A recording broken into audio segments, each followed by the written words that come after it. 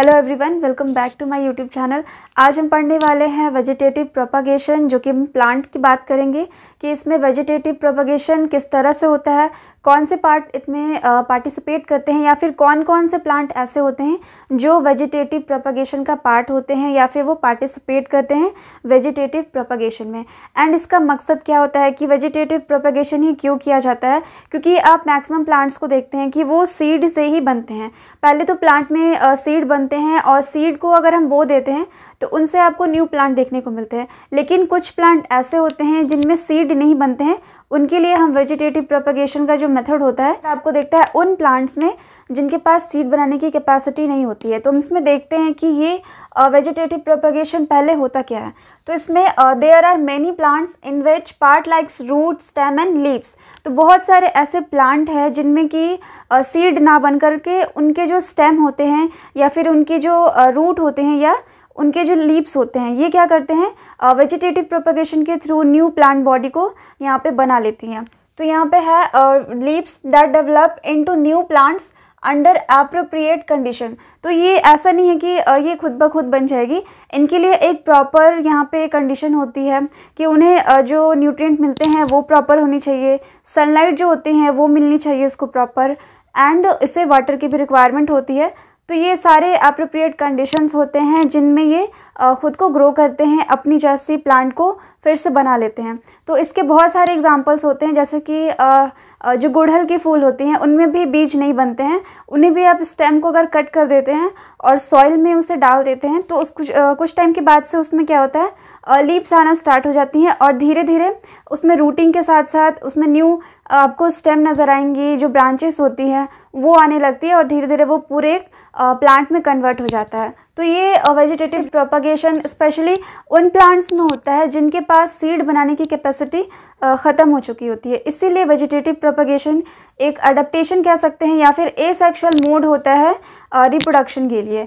तो इसमें हम देखेंगे कि कुछ एग्जांपल्स लेते हैं या फिर इसके टाइप्स क्या क्या हो सकते हैं। तो एक समरी जो वीडियो है मैंने एक बनाया हुआ है एसेक्सुअल मोड ऑफ रिप्रोडक्शन पे, जिसमें मैंने कि प्लांट्स का अलग, देन एनिमल्स और जो फंगस होते हैं उनके लिए क्या क्या स्टेप होते हैं या फिर कौन कौन से टाइप होते हैं एसेक्सुअल मोड के लिए, तो वो मैंने वहाँ पे बताया हुआ है। अगर आप चाहें तो वो वीडियो भी आप देख सकते हैं।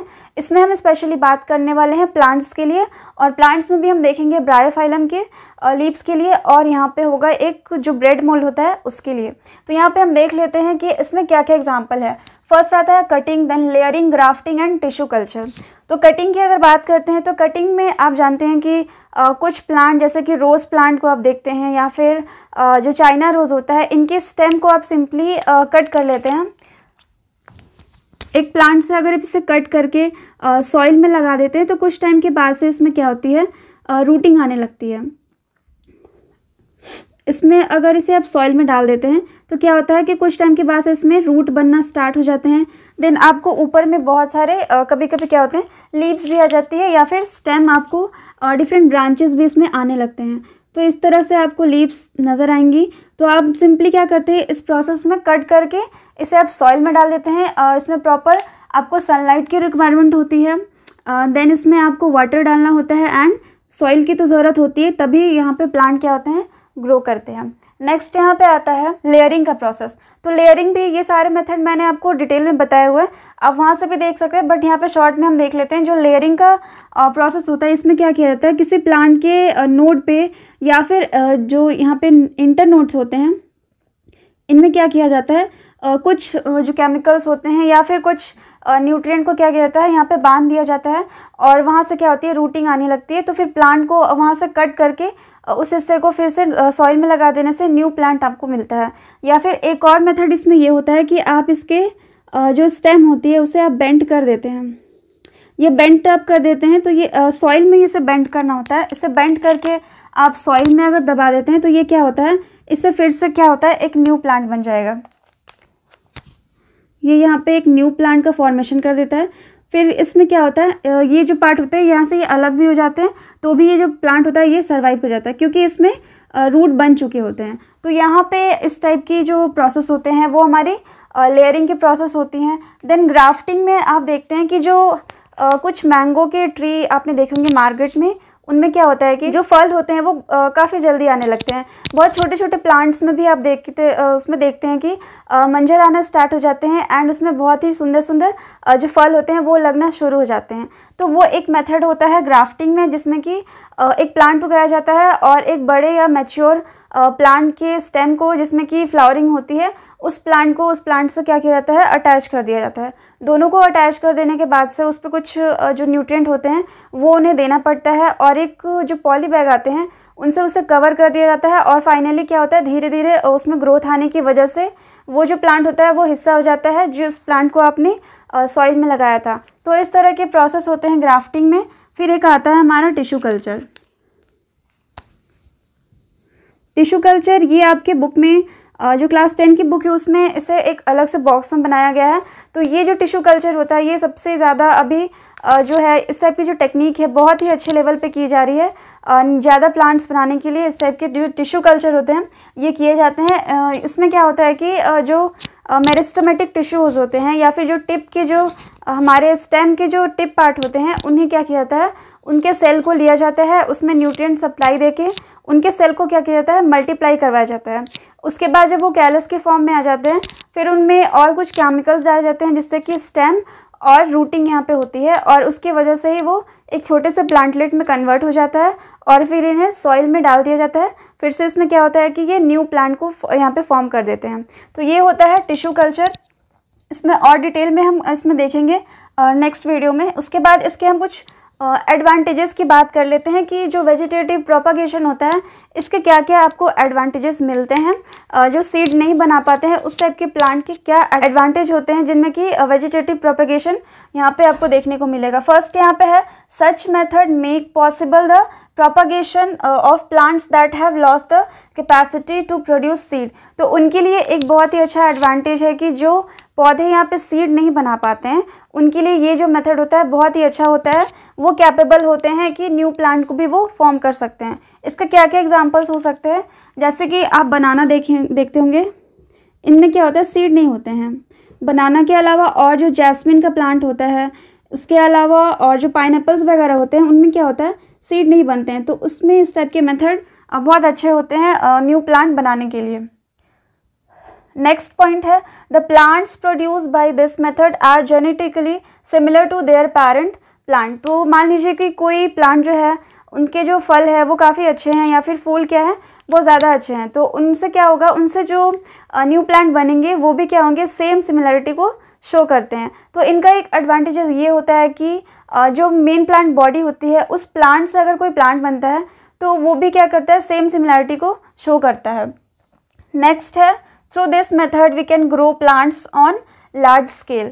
तो इस तरह के मेथड से आप बहुत ज़्यादा लार्ज स्केल पे न्यू प्लांट का भी फॉर्मेशन कर सकते हैं। तो ये तीन बहुत अच्छे इसके एडवांटेज है जो भी पौधे वेजिटेटिव प्रोपगेशन करके न्यू प्लांट बॉडी को फॉर्म करते हैं। तो इसमें हम दो तरह की चीज़ें देखेंगे, एक होगा birds in Bryophyllum and second क्या होगा, स्पोर फॉर्मेशन इन राइजोपस। तो राइजोपस क्या है इसमें हम डिस्कस करेंगे। पहले हम बात करते हैं बर्ड्स इन ब्रायोफाइलम की। तो बर्ड्स क्या होते हैं, produce in the notches along the leaf margin.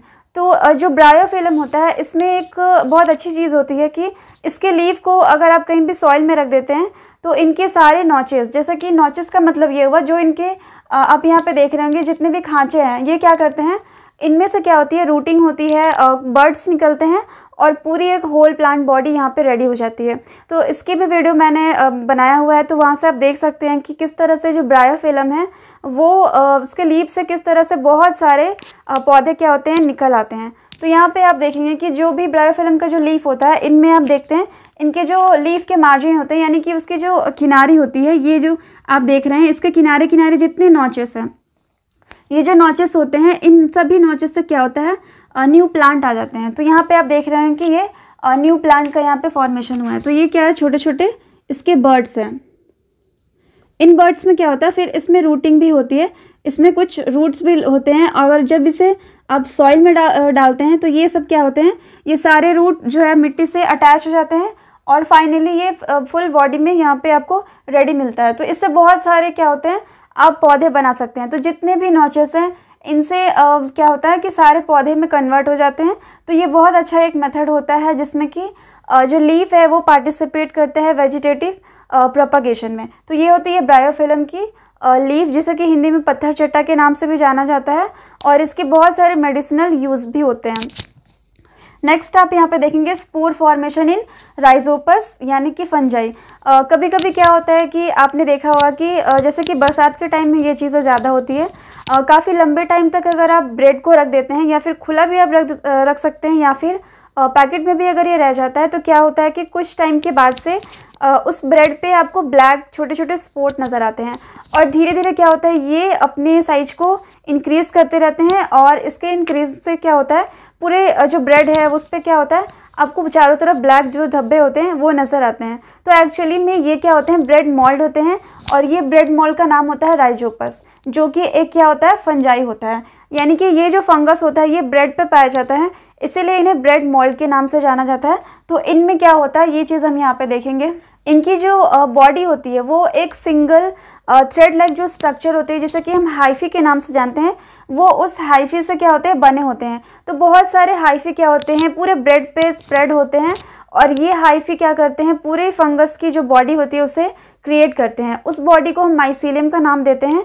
उसी में से जो कुछ हमारे हाइफी होते हैं वो क्या करते हैं स्पोर का जो होता है यहाँ पे फॉर्मेशन, वो स्पोर को बेयर करते हैं, और वो स्पोर कहाँ पे होंगे इस स्पोरेंजिया में। ये क्या होते हैं बहुत सारे आपको स्पोर नज़र आएंगे। तो ये जो आप यहाँ पे स्ट्रक्चर देख रहे हैं ये एक पूरे जो जैसे कि ब्रेड होता है, जैसे सपोज आप ये ब्रेड लेते हैं जो कि क्या हो रहा है इस पर ब्लैक स्पॉट आ चुके हैं। इससे जब आप माइक्रोस्कोप से देखते हैं तो आपको इस टाइप के कुछ स्ट्रक्चर नज़र आएंगे। इसमें क्या होता है ये क्या होता है एक सिंगल को हम यहाँ पे हाइफी का नाम देते हैं। सो ये हाइफी है, और ये हाइफी क्या करता है इनमें से कोई एक हाइफी क्या होगा स्पोर को बेयर करेगा, और स्पोर बेयर करने का मतलब कि ये स्पोरेंजियोस्पोर यहाँ पे प्रेजेंट होता है। स्पोरेंजियोफोर यानी कि ये जो आपको दिख रही होंगी जो हाइफी है जिसके साथ ये अटैच है, इस पूरे को हम क्या कहते हैं स्पोरेंजियोफोर। और ये जो स्ट्रक्चर होता है ऊपर बल्ब ब्लैक जो स्ट्रक्चर होता है ये स्ट्रक्चर हमारा क्या कहलाता है स्पोरेंजिया। तो ये गोल जो पार्ट है यानी कि बल्ब ब्लैक स्ट्रक्चर ये स्पोरेंजिया होता है, और ये पूरे हाइफी के साथ जब ये स्पोरेंजिया को इसे हम स्पोरेंजियोफोर कहते हैं, और इसके अंदर क्या होते हैं स्पोर प्रेजेंट होते हैं। और यही स्पोर क्या करते हैं जब ये बर्स्ट कर जाता है यानी कि क्या होता है यहाँ पे आप डिस्पर्शन देख रहे होंगे, ये जो स्पोर होते हैं यहाँ पे ये स्पोर क्या होते हैं फिर से क्या करते हैं ये जैसे कि दूसरे प्लेस पे जब ये गिरेंगे एयर के कांटेक्ट में आने से या फिर वाटर के कांटेक्ट में आने से ये फिर से स्पोर क्या होते हैं जर्मिनेट कर जाते हैं। जिस तरह से एक सीड क्या होता है जर्मिनेट करता है, उसी तरह से जो ये स्पोर होते हैं ये भी क्या होते हैं जर्मिनेट कर जाते हैं। तो इसीलिए क्या होता है इनमें जो है ये जो ब्लैक धब्बा होता है वो बढ़ते जाता है, क्योंकि जो स्पोर होते हैं वो बार बार निकलते हैं, और जितनी जगह वो गिरेंगे उतनी जगह क्या होगा ये जो हमारे मोल्ड होते हैं या जो राइजोपस होते हैं उनका नंबर यहाँ पे इंक्रीज़ होता जाता है। तो ये एक मोड होता है एसेक्सुअल रिप्रोडक्शन का, जिसमें कि स्पोर बनते हैं किसमें इस मोल्ड में, यानी कि ये जो राइजोपस है ये इसी तरह से खुद को क्या करता है डिवाइड करता है। तो इसमें हम देखते हैं कि the thread like structure that develop on the bread are the hyphae of bread mould. तो जो आप ब्रेड लेते हैं उसे काफ़ी टाइम तक अगर आप छोड़ देते हैं तो उन पे जो ब्लैक स्पॉट या ब्लैक थ्रेड लाइक जो स्ट्रक्चर होता है ये क्या होते हैं हाइफी किसके होते हैं, ये ब्रेड मोल्ड यानी कि राइजोपस के होते हैं। तो यहाँ पे ये स्पोर बनाते हैं विद द हेल्प ऑफ ये जो होते हैं हाइफी। इनमें क्या होता है स्पोरेंजिया प्रेजेंट होता है, और इसी स्पोरेंजिया में बहुत सारे स्पोर होंगे, और इसी स्पोर से फिर से क्या होते हैं नए जगह आपको यहाँ पे स्प्रेड होते दिखते हैं जितने भी ब्रेड मोल्ड होते हैं। तो यहाँ पे हमने दो चीज़ें देखी, एक तो हम यहाँ पे बर्ड्स इन ब्रायोफिलम देखते हैं, और दूसरा हम देखते हैं स्पोर फॉर्मेशन इन राइजोपस। तो यहाँ पे हमने प्लांट की बात की और फंजाई की। यहाँ पे हम देखते हैं कि कितने सारे मोड ऑफ रिप्रोडक्शन होते हैं एसेक्सुअल, जिसमें कि जो प्लांट होते हैं या एनिमल्स होते हैं फंजाई वो खुद को रिप्रोड्यूस करते हैं। तो नेक्स्ट हम वीडियो में या फिर जो नेक्स्ट टॉपिक हमारा होगा वो सेक्सुअल रिप्रोडक्शन के बारे में होगा, जिसमें कि हम ह्यूमंस की स्पेशली बात करेंगे कि ह्यूमंस में किस तरह के जो प्रोसेस होते हैं वो आते हैं। तो यहाँ तक अगर आपको कोई भी डाउट या फिर कन्फ्यूजन होता है तो आप कमेंट सेक्शन में बता सकते हैं। Thank you.